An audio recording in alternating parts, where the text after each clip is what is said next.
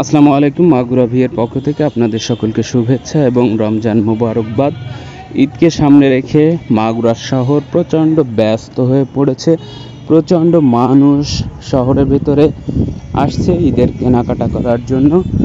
শহরের প্রতিটি জায়গায় প্রচুর অটো, রিক্সা, মোটরসাইকেল, হেঁটে চলা মানুষে ভরে গেছে পুরা শহর।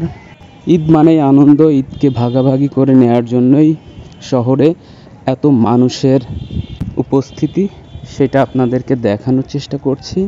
ঈদ বাঙালি জাতির জন্য একটা গুরুত্বপূর্ণ অংশ। সেই অংশকে সামনে রেখেই শহরে প্রচুর মানুষ এসেছে। আজকে সূর্যের তাপ প্রখর, আজকে প্রচণ্ড গরম। সেই গরমকে উপেক্ষা করে প্রচুর নারী, প্রচুর মানুষ শহরে এসেছে ঈদের কেনাকাটা করার জন্য, পরিবারকে আনন্দ দেওয়ার জন্য।